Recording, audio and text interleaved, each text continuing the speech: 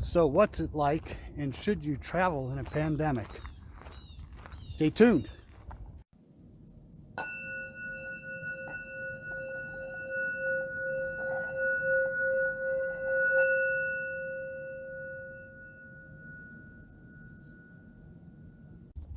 Well, it's been about 6 months that I've needed to do this video.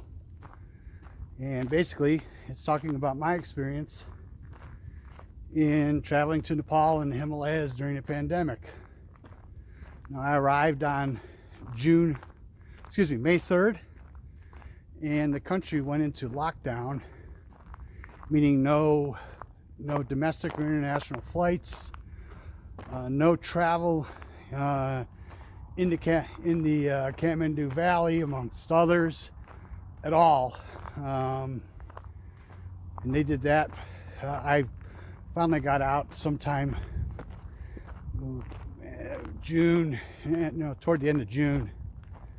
But I found ways to have an absolutely extraordinary trip. Now, it wasn't that it was easy.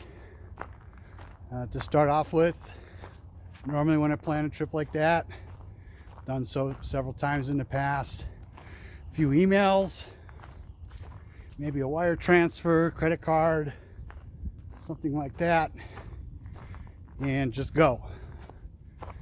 I looked it over. I had 38 emails prior to leaving, and included in that was an actual letter from the Nepal Department of Tourism saying that I had met all requirements for entry into Nepal, and there should be no issues.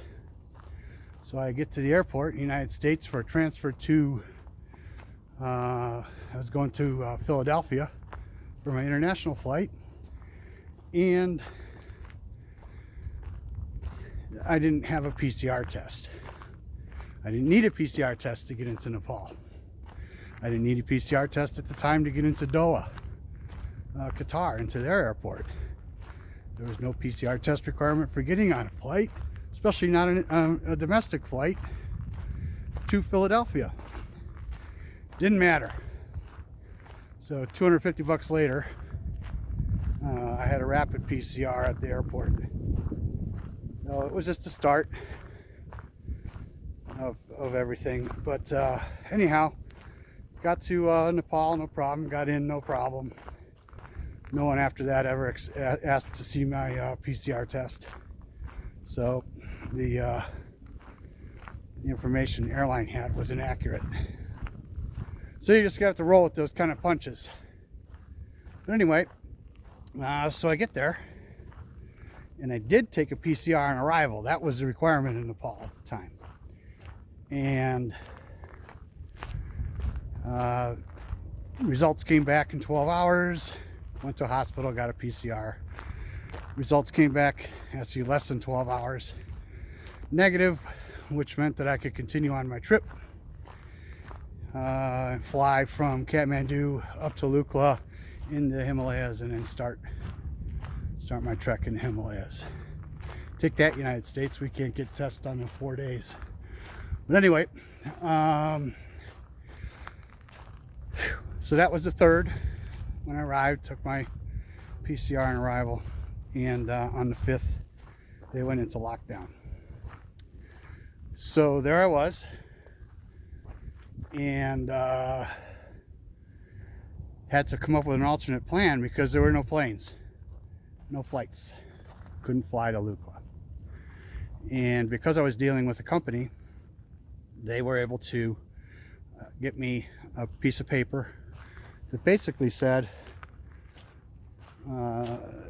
this guy, I don't actually know what it said on the piece of paper, but it was presented at 9 military checkpoints on a 12-hour truck ride, plus a lot of regional checkpoints, to get me to within 2 days, 20 hours of pretty difficult hiking. Get your juices flowing. Yeah, not so much. The Nepalese I ran into back on those paths, those trails, were like, "Oh, sir, very dangerous. Be careful." This is not a normal place people, foreigners are. But, you know, made it to Facting, got up into the mountains, had an absolutely amazing trip. Saw only a handful of Westerners, like 5, the entire time. So it was really an experience to be in Nepal like it was 30 years ago, and without the massive hordes of people, you know, on the trails, and it was just really authentic. So wouldn't have changed it any other, you know, wouldn't have changed it. That's why you should be going, because it doesn't matter where in the world you're going right now, you're not going to be running into Westerners. The lifestyle is not catered to you anymore. You get to see their actual culture when you go. So I hypothesized correctly in you know, in early May there, that yeah, nothing's going to move for a few weeks. Once the climbers are done on Everest and Annapurna and all the others, because of all the money that's involved there, then there'll be flights, then there'll be movement. That's exactly how it worked out. Initially they were gouging on the repatriation flights. The U.S. consulate was absolutely worthless. They didn't want to get involved in any type of you know, repatriation, any type of planning of any flights. You know, I don't care if I have to pay for it, but at least, you know, give us some reasonable way to get home. It's been done in the past. In 2020, when this garbage all first hit, we sent planes all over the world to bring our citizens and expats home. So not this time around, not in 2021. You're on your own. So, you know, whatever. Eventually did get a reasonable enough flight that I was able to get home. Didn't get all the way back home, but I got close enough and hopped on a bus, and that was all a big experience. So if anyone wants me to do a detailed story about all of this, it is an epic story. But anyway, so I guess the point is, how long are you going to sit at home? How long are you going to put your life on hold? And for me, it was basically about a year. I said, you know, and no matter in 2020, I said, no matter what happens, come next year, I'm done with this, because you have to be done with this. It's not impossible to figure out. I did it. You can do it too. So just get out there, see the world. It's still there. I know it's not going anywhere necessarily, but who knows? Who knows when you can't go anymore? And I just am so grateful that I went on that trip. Even in Kathmandu, I was stuck there for a number of weeks. And that won't happen again. These countries have all learned their lesson. I was stuck there for a number of weeks, and I got into temples and got access to places that I'd never been granted access to, those particular areas before, and I saw them all without a single other person around. It was amazing. So just get out there and do it. Anyway, as I've done this, I've been interjecting, you know, pictures of things like that, you know, like the letter from the Department of Tourism in Nepal, and the requirements for entry into Nepal, and meaning, you know, if you're fully vaxxed, didn't have to have a PCR.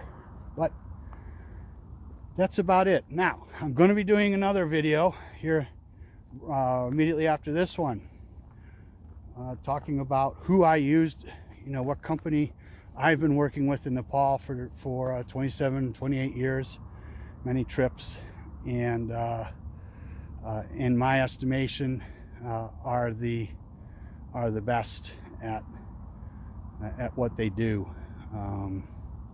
You know, there's multitude of companies out there, but this one is uniquely positioned to be able to help you in these types of instances.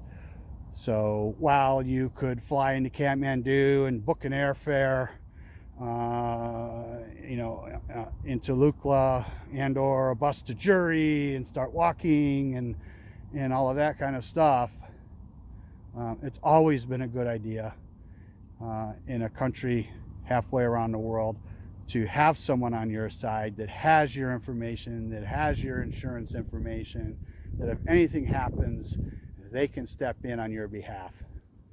So subscribe so you'll see that video. I'm going to start doing a bunch of videos because, well, let's just say because. Thanks for watching, and I will see you all later.